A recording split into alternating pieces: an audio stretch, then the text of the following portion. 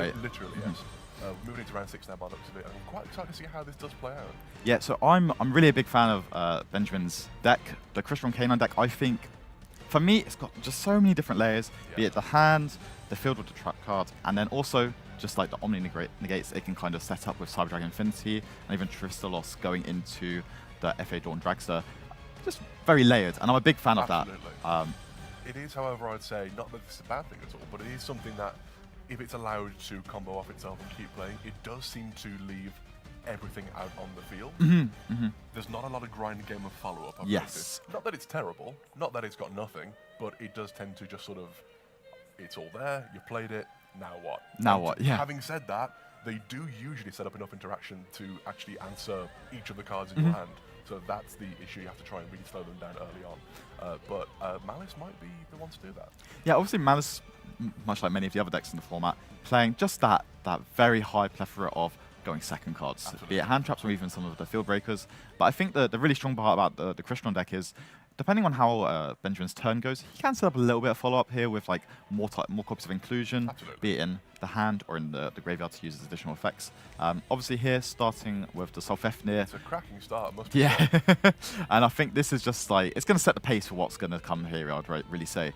So let's see, he's going to destroy itself, and then use this effect to summon from the deck. Absolutely. Now, I'm by no means an expert on CRYSTON. However, I do know that at some point you do get machine locked with CRYSTON. Yes. So it'll be interesting to see how much of the K9 cards and combo he's able to use and utilize and get out and get the best out of before that machine lock happens. And we do see an Ash Blossom on the Sulfador, stopping it from summoning from the deck. That's a solid move, I'd say. Yeah, I think so. If you didn't have the Smyger in the graveyard here, I think it'd be almost turn-ending, almost. Absolutely. But I think the Smyger here, being able to grab the Sulfador from the deck to be able to extend that little bit further by destroying the inclusion, again, just really, really key here. And it's just, I think CRYSTON is one of those decks, unlike many of the other decks in the format, where they're like, we'll play one card, we'll start, we'll see what happens. If just one card gets stopped, we've got our second one-card starter to keep going. But the CRYSTON deck, it feels like it's all these two-card combinations. It does do a lot of that. It's worth noting, to be fair, Smyger is in itself a one-card combo. That will get you almost all of your combo in this deck just by itself, which is very impressive.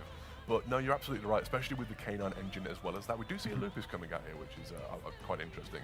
Was that in his hand from start of the game? Yes, it was, yeah. So we're going to summon the Fuelos here as well, and yeah, it might just be a link into an SP Little Knight. In all fairness, not a dreadful thing to sit on. You've got Little Knight on the field, you've got the Lupus in the graveyard to actually be able to go into Typhon during the opponent's turn if needs be. It's not terrible. Yeah, and then we've got the cluster as well to set, being used as an interruption here. Ben maybe aware of what's happening with his opponent, maybe he's aware that the opponent's on Malice, so deciding that, valuing the cluster a lot more than maybe trying to extend further here. Absolutely. And Renee did try to go for the Fantastical Dragon Phantasme here. A bit of a tongue twister. Was ashed by Benjamin W there, but we do see the Allure of Darkness to start the turn off. I know the card. I know the card, but it was not. It was scary. No, it's okay. So I think really here, that's being removed from play here is actually telegraphs quite a lot. It does. Because traditionally you want to be removing those Malice names from play to get those additional value. Although, having said that, not saying you're wrong there. Yeah. Having said that, with both the CRYSTON cluster and the SP Little Nut on the field, if you were to do that and gets banished again, you can't use a bit of value there. Yeah, exactly. So I think it might be worth normal summoning a Malice monster if he does have one in hand. Now, I'm not sure if it does, but we'll see. Yeah, we'll just see how the rest of this turn goes, because here we've got the inclusion, just being red, double-checking what it does. I think that's always a very valid thing to do. Absolutely. You need to be fair, it has those effects that you just don't really see that often. Yes. Ooh, we see the normal summon on the Wizard at Ignista there as well. So yeah, obviously this is not ideally what you want to do. I would say to start off your turn. But so we're going to just see kind of whether Renee decides to take the rest of this play going forward. But I think it's quite a heads-up play from Ben here. Deciding to... attacking over. Solid move. Nothing wrong with that. Nothing wrong with that at all. No, and I think it's okay, especially with the cluster just being there to... I think, correct me if I'm wrong, it can send or destroy the inclusion here to potentially lead to further plays on the next turn. Let's have a quick check. One first card on the yep. So yeah, that might help, just being able to kind of get the plays going for Benjamin heading into his next turn. Absolutely. There you go, seeing it happen right in real time here. We do see the set 2 pass by the looks of things, so we'll see how Benjamin manages to capitalize on the, unfortunately, maybe perhaps a bit lackluster opening turn from the Malice deck, which normally can just keep playing. Big play there. Normal summon CRYSTON Tristlos off the top. That is the best card going into a field here. Just because, from my read anyway, just from a competitive standpoint, I would think my opponent does not have an infinite impermanence set. Because they have not decided to put it in that cluster column. Yes. That would be my big read here. So Honestly, that Tristolos is going to get some value one way or another, I would say. Especially with the inclusion to summon back to Self-Efnir. Benjamin's in a really, really good situation. He's in a very good place right now. Yep. You can keep playing quite a lot from here. Even just something simple as going into the Synchro 7 CRYSTON. Oh, goodness me. I do know Eleskeletus. What a name. They do. I don't know that one, but I remember Quarion Gundrax. Yeah. Going to Eleskeletus, being able to, from there, go into... Oh, we do see a Ghost Spell, though. Shutting down that particular play. Again, the Tristolos here, being able to change that to get the level 5 onto the field. We're going to see if Rene has a play here. That looks like it might have been a Malice in the Mirror, but I'm not sure if that can be activated here. So yeah, we'll have to see just where they decide to go. Let's see what he goes for here. We do see... Straight into this. It is going. So and that will be the Eleskeletus by the looks of things. That's not a bad way to go. And I think the Sulfador now being in the graveyard is such a powerful card as well. Just because it's able to set up an additional way to extend and continue with your plays going throughout the rest of the turn. Absolutely. So we're going to see some thinking on the summon of the Eleskeletus here, whilst it tries to add a card back from the graveyard or the management pile.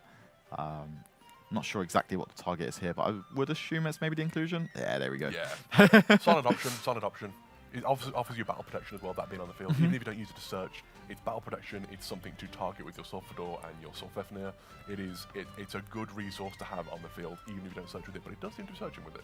Yep, so getting back that Smyger that was returned to the deck from the cluster the previous turn. Again, it's just another resource, isn't it, really? Absolutely. And I think this is what, like, this kind of situation we're in now, where Benjamin's just, like, very happy to start like just playing a little bit and just keep getting that little bit of value here and there, right? 100%, yes. So we're going to see where the next play is. I do think there's either the push for the Tristolos here to try and just sort of destroy the Eleskeletus.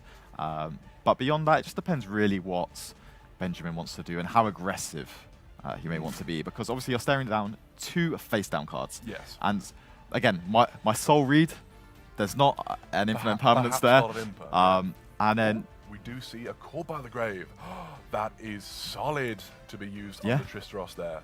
I'm a big fan of that. I'm not sure if I like holding it just as far, just because obviously there's a few more cards to get through. But however, now that Tristolos may be removed from play, I don't know if Benjamin's got another way to get it back. I'm not sure. I believe it's retrievable from the Eleskeletus, isn't it? If Eleskeletus gets destroyed, you could summon it off of Eleskeletus. So it's possible to get back. Having said that, even then, it can't activate its effects now until the start of Benjamin's next turn at this point.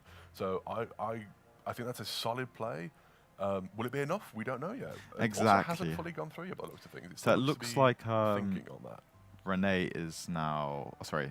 Benjamin's now using the CRYSTON cluster. And it looks like it's returning the Tristolos to the deck to stop it from being removed there. Is also a very good move. Goodness me. CRYSTON is a deck that I know well enough to pilot it and summon the Cyber Dragon Infinity. I can get to that point. I see the other things like this, and I'm like, I would never think in 100 years of them using the cards like that, but there you go. Yeah, again, just Benjamin hot off the top 4 at UK Nationals just a few months ago, showing just how well he knows this deck, especially. And now, okay, summoning back the Self-Efnir, destroying it to summon from the deck. We're just going to see how the rest of this turn pans out, especially into... Well, we know there's the Phantasme... oh, no, the Phantasme Roof from play. Yeah. So we don't know. There's one more card in hand, but looks like Rene is... That seems to be a surrender there from Rene. So we're going to look into game number 2 now, ahead of that. Activated. Other side of the deck is still working perfectly fine.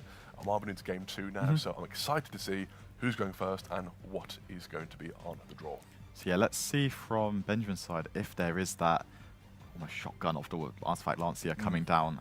Especially once you see your opponents playing cards like Allure of Darkness, I think I definitely just want to get that activated. You simply have to. But from the looks of it, maybe it hasn't happened just yet. Don't think there is But one, no. looks like there's an Ash Blossom, Ooh.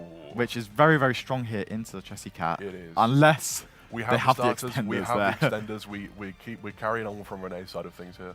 Yep, so going Mazin on the ground gets the Dormouse into play. And I think it's just one of those things here where if Benjamin just doesn't have enough plays here, or interruptions even, then this Malice turn is just going to run away with it, really. Absolutely. This is, as I mentioned before, this is the thing with Malice. You either can stop it early on, and then it's just kind of sitting there floating, doing nothing, or it just keeps going and snowballing. Once it gets those like link 3s out on the field, it's very hard to stop it at that point. Yeah, and it's very hard to come back from, I would say, as well. It's just like the infinite impermanence here on the Dormouse, it's going to be strong, but again, we're already at the point where there's 2 Cyberburst monsters, which at this should point, be more than enough, right? At this point, Splash Mage or what have you to summon something. It's not as if it's, you know, it's not completely a one game over. yet. Yes, but it's an interesting. It's looking very strong for Renee here. It's very strong start for Renee, absolutely. So again, let's see if they decide to go into potentially the Hagelidos. We do see the Splash Mage coming out here as well. Do we have anything from Benjamin's side of things? I did think I saw this. I think I spied the Lupus in hand yet again. Yes. I've been here for 4 games today. Every game has bad Lupus Really? in hand. Every game. Well, I feel like this might go to a game 3, so let's see if it's there again. Hey, we never know. Let's have a quick look. But what else do we have in hand? It does just seem to be Engine at this point. But in all honesty, I think the Sulfador, Sulfefnir, it's a pretty good start, I would say. It's by no means a bad start, by no means at all. So we're just going to have to see how Renee decides to proceed with the rest of the turn. And I guess just, do they want to respect cards like Nibiru at this point? What's the best way that they can efficiently play through those types of interrupts? It truly depends. From my understanding, it truly is hand dependent on Renee's side of things. Nibiru could be turn ending. Or if they have, for example, Backup Agnista in hand, you can continue playing it go from there. Just Link Spider, Agnista, go from there. So it's not necessarily the end of the world if Nibiru does get dropped. However, it would still be, it wouldn't be fun. You don't enjoy that happening, you know? Yeah, so we're just going to see, I believe it's GWC coming out of the deck here. Indeed. And just as we proceed through the rest of what will be this turn, there seems like there's a Dominus Impulse, which I think is going to be really, really vital against the play that Benjamin has. There are so many, I mean, in general in the current metagame, but especially in that deck, there's so many effects to summon, and if you can just shut a couple of those down, it's going to be tricky. Yeah, I think the deck really relies on Jokul, Canine Jokul, to kind of start some of these initial plays off. So just being able to interrupt some of those cards is pivotal, absolutely pivotal. So we're going to see the GWC activated here. Summoning back the Dormouse, and Wybiner's effect able to summon itself back from management, paying life points, but also drawing a card. Yeah, and the draws in this deck are phenomenal. I do find it very funny how, in terms of how useful the cards are about stopping Malice, Droll doesn't necessarily stop Malice all that much. No. However, if you don't play Droll against Malice, it just gets like a 10-card hand at the turn. So they're just able to get that little bit more advantage. And although it's, as you say, it's not the best card against the strategy, just being able to just deny them those extra couple of draws here and there. Absolutely. It can change the difference, or mean the difference in if you're going to win or not, because they're always going to hit those non-engine type of cards, which are, they just make it so much harder to beat, right? They really do. They really do. We see the Cyberburst Wicked coming out here. I believe that was banishing the Chessy Cat, which has already used effects, so that won't be coming back at this time, but not really a big issue at the moment if you do add the backup addedness at the hand, as I think he just did. Yes, exactly. And it's just, you're just going to keep on summoning, and just make it so if there is an Nibiru with a primal being that might come down, it's not going to matter. Absolutely. And that's what really matters here. At this point, it's going to be tricky. Having said that, if you have now used backup Addinista's summon effect, Nibiru might hurt more.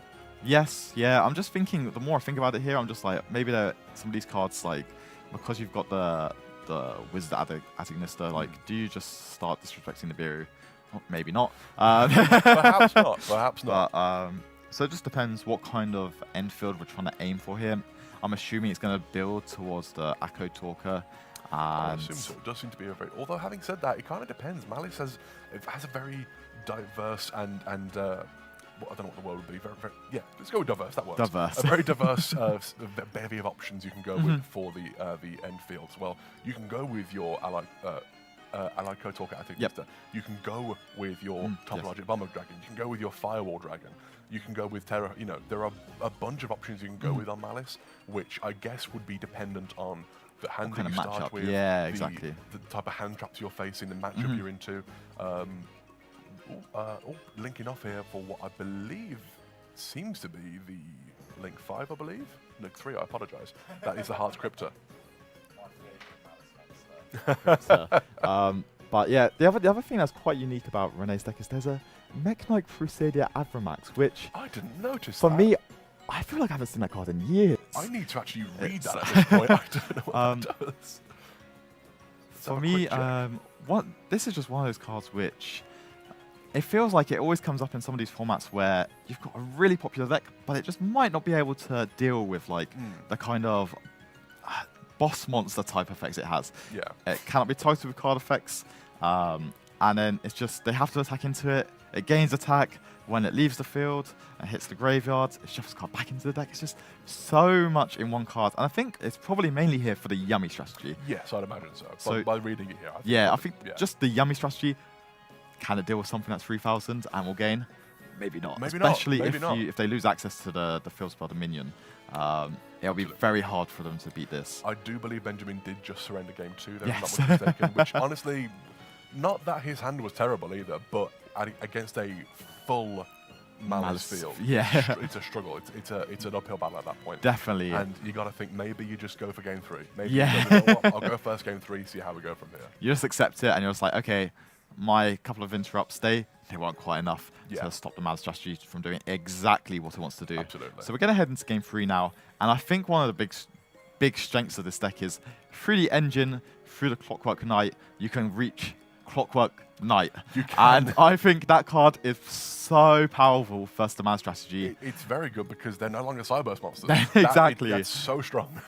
So like the fact that, as you said, they're not Cyburst monsters, how can they make their Cyburst links, which require the Cyburst monsters? I guess you got to get rid of the continuous spell, you know? You got to try and get rid of that thing. So I think this will be one of those really strong parts of Benjamin's turn, is just trying to, not tunnel vision, but just aim for that one card. I also really like that he's included the Artifact Durendal as the rank 5 option, which in combination with Droll and Lockbird, it's very similar to the Trickstar Reincarnation Droll combo from back in the day.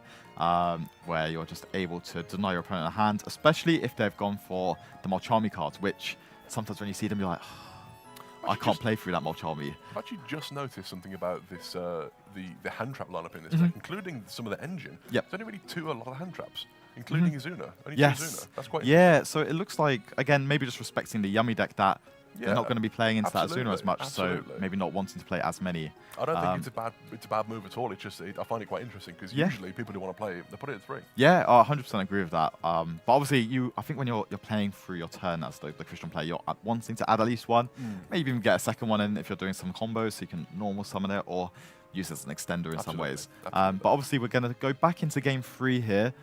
Mulcharmy Perulia dropped, which can be rather painful. Can be rough, but also there might be a core boy, there might be another. There don't seem to be anything like that though. But it feels like as Benjamin, as the player here, you can kind of respect it. You can play it, give them 1, maybe a second draw. Yeah, it doesn't matter too much. No, I'll do my thing, and it'll be more than enough. Well, this is an incredible start from Benjamin's side here. The Jokul and the Sulfador. Exactly. It's tough to do poorly when you start off with such a fantastic field there. And this is the combo the deck is built around. Absolutely. You want to see this 2-card combination because it's just the best way to insulate yourself from every single hand trap, but also you just get a really, really crazy end field. It just kind of plays through everything. It just plays a lot. But obviously, the issue is with the Mulcharmies, you don't particularly perhaps want to give up too many draws. Exactly. That is the only concern. So like after this one, you've kind of traded a 1-for-1. That Mulcharmy Perulia has kind of acted as like kind of a pseudo upstart goblin here. Yes. So we're gonna just see how Benjamin decides to navigate the rest of the turn. If I was him, I think I would definitely be aiming to go down the Scrap Recycler line down at some point, just because that Clockwork Knight, guessing the Clockwork Knight is so powerful for the strategy. Even if you do have to give up a few more draws for that from Perulia, it might be worth doing just for the sake of, if you get that card out and they have no way to out it, you might just win. You might just win at that point. Exactly. I'm just going to check Renee's deck and just see if we think there's an out. looking at it, it doesn't look like there is. There doesn't actually seem to be any level of spell and trap card destruction in this deck. That's going to be a genuine struggle if he's able to go to Clockwork Knight. Yeah, so I think you can see going into Canine Ripper now, obviously getting an additional card, being able to search the Lantern, which, although, again, you're giving them a draw to Charm Carulia, that's fine. If I'm getting to my end combo, I'm fine with that. They can have one more draw. I think much the same way. If I don't mind giving my opponent what is effectively perhaps a pot of greed to get my full combo out, I'll do it. That's not it's not the end of the world in my mind, because sometimes the full combo is strong enough that, you know what, it'll play through 7 cards instead. Yeah, and I really like the heads up just adding the CRYSTON cluster ahead of time, because really, again, it's just that one interrupt it's safe. I've already got it. I've guaranteed got it, and I'm happy with that. It's also a very strong interrupt again. Malice does want to have a lot of monsters on the field to do his link combos and do his link summons with. If you can deny those monsters with your Ghost Ogres, with your Ghost Spell, stop them summoning something, with Ash, stop summoning from deck, as long as you can keep their field clear of monsters, they can't play. Yeah. So if you can just use a cluster to destroy one of your opponent's monsters, that you can't link with that. It's just off the field and it's done. Yeah. No, I completely agree with that sentiment, and we're just seeing that it seems like Benjamin's going for a little bit more of like a chilled approach. Yeah, absolutely. Let's go for a little bit something a little bit more quiet. We'll get like a little bit of a plus here and there. Might be banking on just getting some extra draws off of Carulia. Yeah, just like trying to deny those extra draws that like just may be the difference between winning and losing the game, right? Yeah. So Renee's obviously now at 6 cards in hand, I believe. After the draw for turn, there's really, really strong field here, I'd say. You've got the Ripper, which with the Unleashed will get you that additional destruction. Maybe you don't want to use the Werewolf effect, but... Perhaps not. But then we've got Cyber-Dragon Infinity, being the Omni Negate that we love it for, the CRYSTON Cluster, and then we've got the Tristalos, which is also just going to get into another spell and trap negate. Does seem to be a solid hand here from Renee. Yeah. Like, you can... This hand, it's very playable. It's not as if it's a complete nothing star for him. Yeah, it almost looks like it's like 4 Malice names and 2 Underground. Yeah, that's not bad. Which I think it's okay. Maybe we're hoping there's a March Hare in there. Yeah. And we'll see how that goes. So it looks like just going straight away for the Tristalos here. Interesting. Again, not a terrible move. No, again, this is kind of fine, because if they ever decide to use the trap that they're setting, in this instance, GWC, you're able to negate it, right? Absolutely. Dawndrax is such an important part of the layered end board. And I think I'm fine with that, because I just don't really want to respect the flipping up the cluster here. I think, again, that's fine.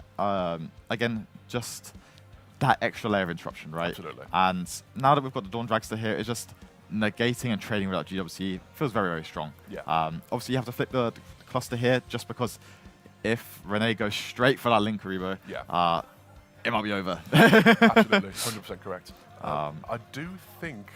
Are we activating cluster targeting anything here, or no? I think we're just flipping it face up. That's not wrong. That's not a wrong, like you say. Yeah. Because you don't want that to happen with the link. Literally, as you just said, I'm repeating you here, but yeah. That's okay. So we're just going to see what Renee decides to proceed with the next steps here. I think. Do you proceed with the terraforming or the underground? Probably the underground, just in case there's a drawn lockbird. As I say, draw doesn't really bother no, me it's just much. If anything, you side it out against that. Yeah, it's just like, it depends how you want to navigate it, right? Yeah. Just in case like there's chances of losing to certain extra cards. Yeah.